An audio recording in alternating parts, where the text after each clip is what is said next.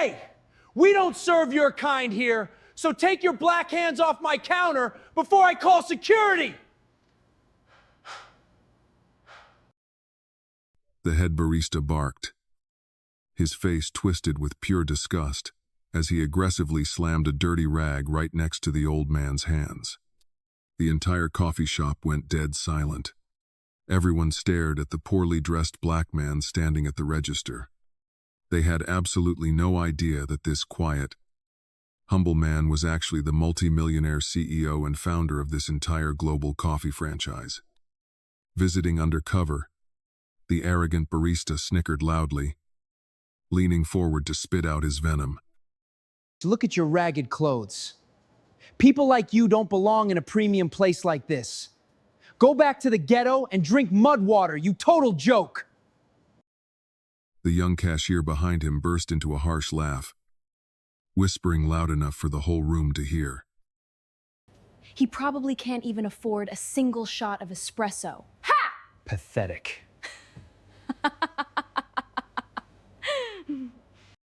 The billionaire didn't flinch. He remained completely calm, his eyes steady, refusing to react to the public humiliation. But the barista wasn't done. He grabbed the old man's cheap coat and snarled, Get your pathetic face out of my store right now before I throw you into the trash where you belong. Little did these bullies know, this was the absolute last mistake they would ever make in their miserable lives. The old man's name was Marcus Ellison Brooks. He was 66 years old, and 40 years before that morning, he had washed dishes in the back of a diner, 2 blocks from where this very coffee shop now stood. He had swept floors. He had been told, more than once, to use the side door.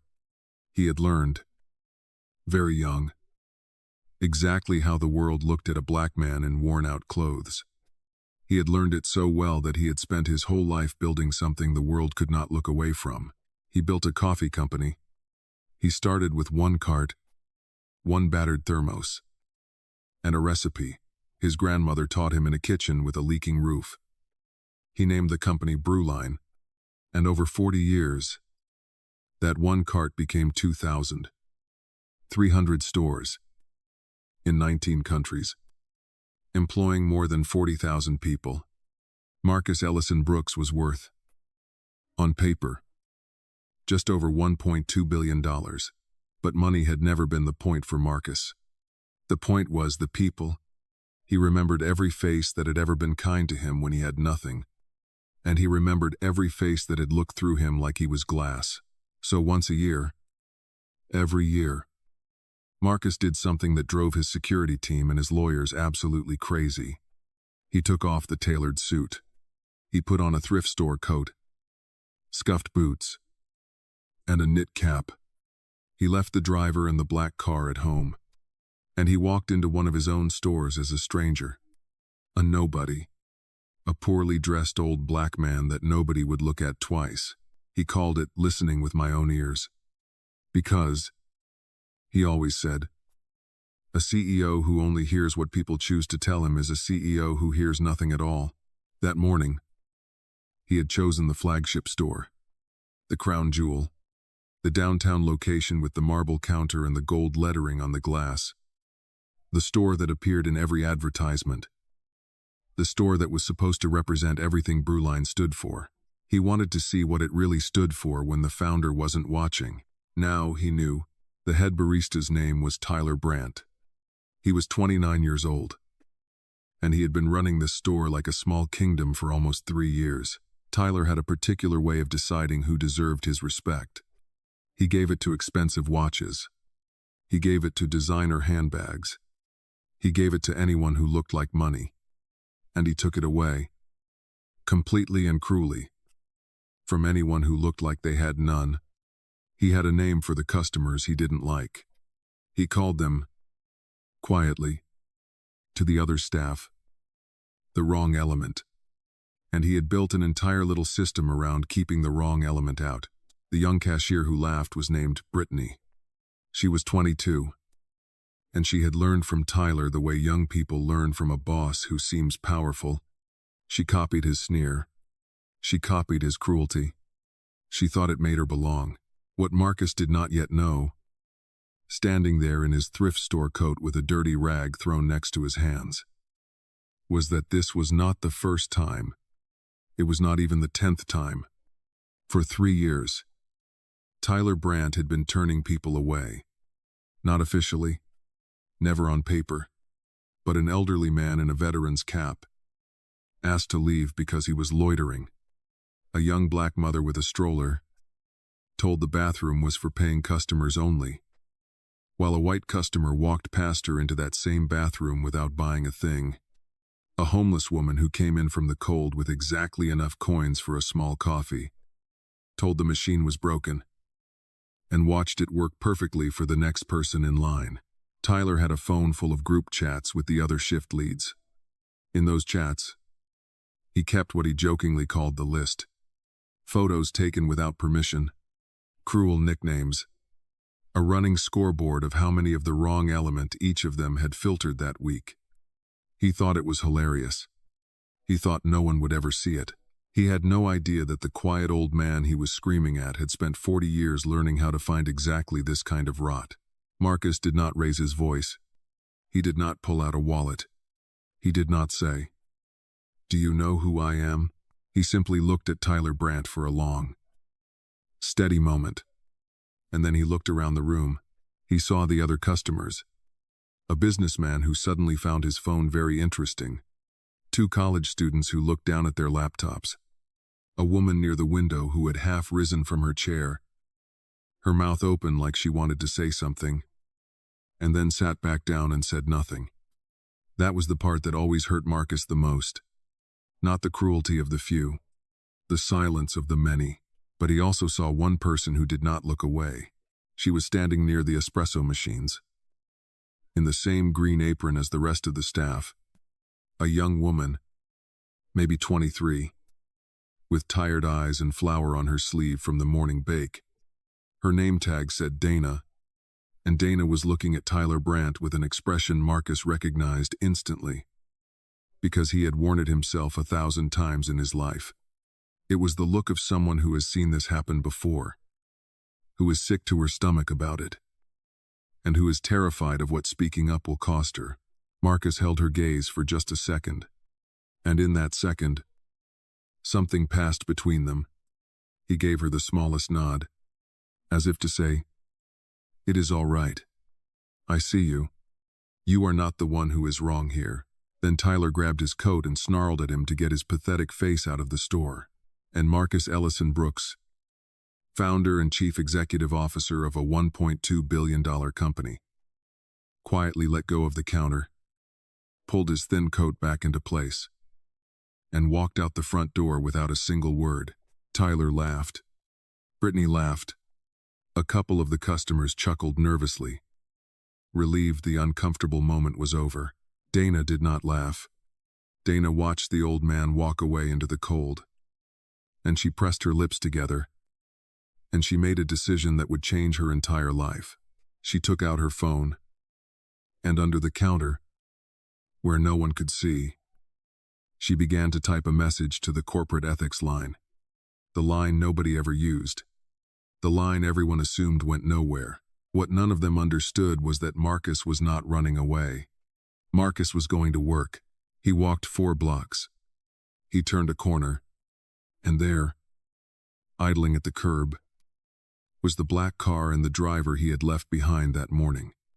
He climbed into the back seat. He pulled off the knit cap, and he picked up his phone and made 3 calls. The first call was to his chief operating officer, a sharp, no-nonsense woman named Patricia Vance, who had been with Brewline for 18 years. "Patricia," he said, "I need everything on the flagship downtown store. Every complaint, every report, every customer review for the last 3 years. And I need it on my desk in 2 hours."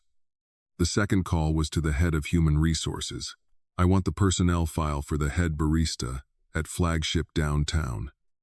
His name is Tyler Brandt, and I want to know who his district manager is. And I want to know why that district manager has never once flagged this store. The third call was the one that mattered most.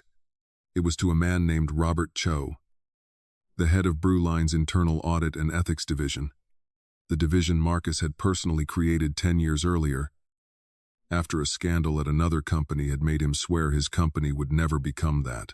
"Robert," Marcus said quietly, looking out the window at the city he had built his life in. "I think we have a cancer in the flagship store. I think it has been growing for years. And I think the people who were supposed to catch it either missed it or covered it up. I need a full investigation. Quiet, thorough, and I need it to be airtight. Because when I am done, I am not just going to fire one rude young man. I am going to tear out the entire route." Then he hung up, and he sat back, and he closed his eyes, and for just a moment, he was 26 years old again, being told to use the side door. "Not in my house," he said softly. "To no one. Not in the house I built." The investigation took 11 days. Robert Cho's team did it the right way. They did not tip anyone off. They pulled 3 years of records. They found 41 customer complaints about the flagship store's treatment of, in the customer's own words, people who looked poor, homeless folks, minorities, and anyone Tyler decided he didn't like. 41 complaints. And every single one of them had been marked in the system as resolved. No action needed. Marked resolved by whom? By the district manager, a man named Chad Whitaker. When the team dug into Chad Whitaker, the picture got worse. Chad and Tyler had gone to the same college. Chad had hired Tyler personally. Chad had promoted him twice. And Chad had, again and again, buried every complaint that came across his desk. Because a store that never reported any problems made Chad look like a brilliant manager to the people above him. He was not protecting customers. He was protecting his own bonus. But the worst thing the team found was the phone. When the investigators interviewed the staff, one young woman came forward before they even asked. Donna, the barista with the tired eyes and the flower on her sleeve. She had been documenting things for months. Quietly, because she did not know what else to do. And she told them about the group chat. She told them about the list. It took Robert Cho's team exactly one subpoena and one cooperating witness to pull the contents of that group chat. And what they found turned Marcus's stomach. Hundreds of messages. Photographs of customers taken without consent. Mocked and rated. A homeless veteran called a slur. A disabled man laughed at. A scoreboard of how many people each shift lead had filtered that week. With Tyler Brandt sitting proudly at the top of the rankings. And in the middle of it all, posted just 11 days earlier, a blurry photo someone had snapped through the front window. A photo of a poorly dressed old black man walking away from the store. The caption read, filtered another one. Old guy thought he could afford the marble counter. Huh. Tyler Brandt had taken a trophy photo of the man who signed his paycheck. Marcus looked at that photo for a long time. Then he closed the file. And he stood up. And he told Patricia Vance to schedule an all-staff meeting at the flagship store. 8 o'clock the following Monday morning. Before the store opened, every employee required to attend. District manager required to attend. Tell them, Marcus said, that a representative from corporate is coming to make an announcement about the store's future. He almost smiled. That part is true. Monday morning came gray and cold.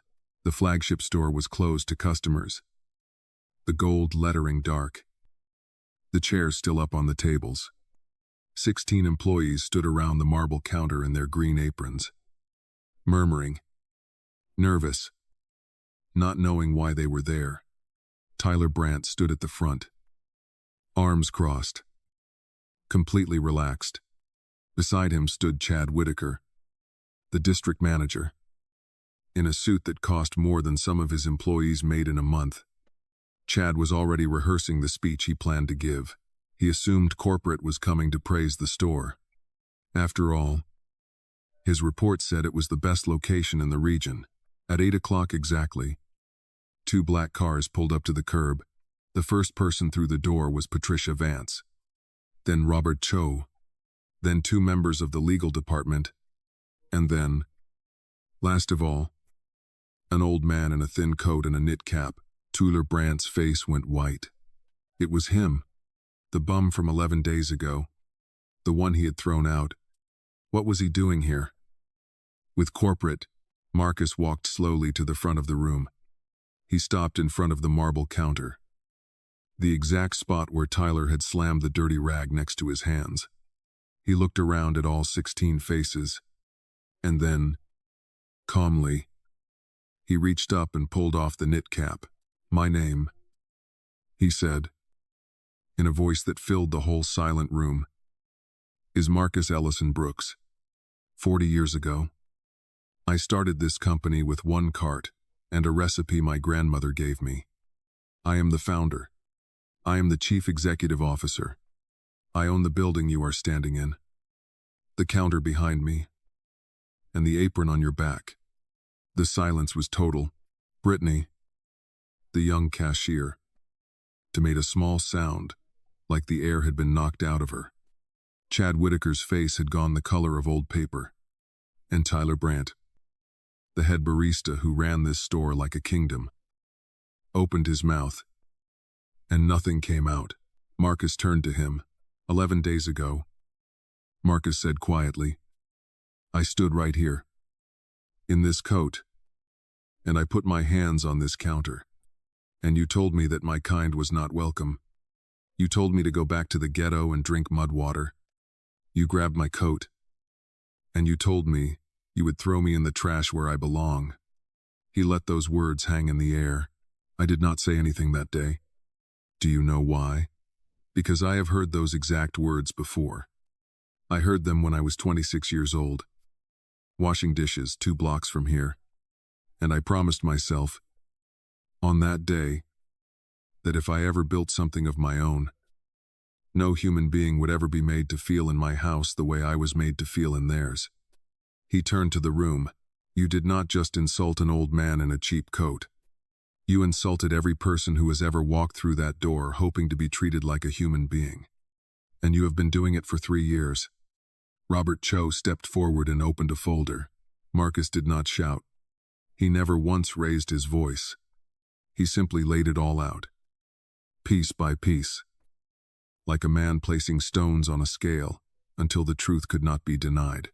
41 customer complaints, every one of them buried. The group chat, the list, the photographs, the scoreboard, the slurs, the trophy photo of Marcus himself, walking away, with the laughing caption underneath. As each piece was named aloud, the room seemed to shrink around Tyler Brandt. The other employees stepped back from him, one at a time. The way people step back from something they suddenly understand is dangerous. Marcus turned to Tyler first. "Tyler Brandt, your employment with Brewline is terminated. Effective immediately. The harassment, the discrimination, and the photographs taken of customers without their consent have all been referred to our legal department and to the appropriate authorities. You will not be doing this in my house, or anyone else's." Again, he turned to the cashier. "Brittany, you are young, and you learned cruelty from someone who had power over you. That is an explanation. It is not an excuse. You are suspended without pay, pending a full review. What happens next depends entirely on whether you are willing to become a different person than the one who laughed at me 11 days ago." Then Marcus turned, slowly, to the man in the expensive suit, and for the first time all morning, something cold and hard came into his voice. "Chad Whitaker, you are the one I am most disappointed in. Tyler was cruel, but you were responsible. 41 families came to you for help, and you buried every one of them. so your numbers would look clean and your bonus would stay fat. You did not fail to see the rot. You saw it, and you painted over it.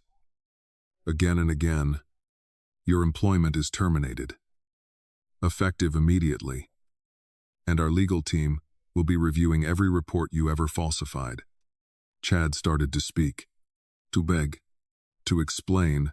Marcus held up one hand, the same calm, steady hand he had laid on the counter 11 days before. And the room went silent. You had your chance to speak. Marcus said, every single time one of those complaints crossed your desk. You chose silence then. You can keep it now. But Marcus Ellison Brooks had not come there only to tear things down. He turned, and he looked across the room, until he found her, Donna, standing near the back, near the espresso machines, in the same green apron, with the same tired eyes. She was shaking. There is one more person I need to talk to. Marcus said, Donna, come up here. Please. Dana walked to the front of the room like a woman walking to the edge of a cliff. She did not know if she was about to be thanked or fired. In her experience, the two had often looked the same. Marcus looked at her for a moment. Then he spoke, not just to her, but to the whole room. 11 days ago, when everyone in this store was either laughing at me or looking away, this young woman was the only person who did not. She did not laugh. She did not look away. She looked me in the eye like I was a human being. And then, at real risk to her own job, she reported what she saw. She is the reason this investigation moved as fast as it did. She is the reason all of you are standing here today. He turned fully to Dana. For 3 years, this store has been run by a man who decided some people did not belong. Starting today, it is going to be run by someone who knows that every single person who walks through that door belongs. Donna, I would like you to be the new store manager of this location. Effective immediately, with a raise that reflects the courage it took to do the right thing when it was hardest. Dana put her hand over her mouth. The flower was still on her sleeve. She could not speak. She just nodded. And the tears came. And a few of the other employees. The good ones. The ones who had hated the cruelty but had been too afraid to fight it. Began. Quietly. To clap. Marcus could have stopped there. Most men would have. Fire the villains. Reward the hero. Take a bow. And go home. But Marcus Ellison Brooks had not built a 2,000-store empire by treating symptoms and ignoring the disease. He knew that Tyler Brandt was not the real problem. Tyler was what grew in a company that had stopped paying attention. The real problem was a system that had let 41 complaints disappear without a sound. And a system can grow another Tyler the moment you turn your back. So in the weeks that followed, Marcus did the thing that mattered far more than any single firing. He rebuilt the machine. He scrapped the old complaint system, the one where a single district manager could bury anything he wanted, and replaced it with a direct line that went straight to Robert Cho's ethics team, where no local manager could ever touch it. He created a customer dignity policy, printed and posted in every one of his 2,300 stores. In plain language, that said no human being would ever be judged or turned away because of how they looked, what they wore, the color of their skin, or how much money they appeared to have. He funded mandatory training, not the useless kind that everyone clicks through and forgets, but real training, led in part by people who had themselves been treated the way Marcus had been treated at that counter. And he did one more thing, the thing that meant the most to him. He found the 41. Every customer who had filed a complaint and been ignored. His team tracked down as many as they could. The elderly veteran in the cap, the young mother with the stroller, the homeless woman who had been told the machine was broken. And Marcus wrote to each of them. Personally, by hand, he apologized, not on behalf of the company, in the cold language of lawyers. He apologized as a man, as Marcus, and he invited every one of them back as his personal guest for as long as they lived. The homeless woman wrote back. Her letter was short. It said only this: Sir, you are the first person in a very long time who acted like I was real. Thank you. I will come back, and I will sit at the marble counter. Marcus kept that letter framed on the wall of his office, right next to a faded photograph of a young man washing dishes in the back of a diner. 40 years before. 1 year later, the flagship store looked the same on the outside. Same marble counter, same gold lettering on the glass. But step inside, and it was a different world. Dana ran it now. And she ran it the way Marcus had dreamed of when he was pushing that first cart down a cold street 4 decades ago. The veteran in the cap had a regular stool and a free refill that nobody questioned. The young mother brought her toddler in on Saturdays, and the staff held the door for the stroller and warmed up a free cup of milk for the little one.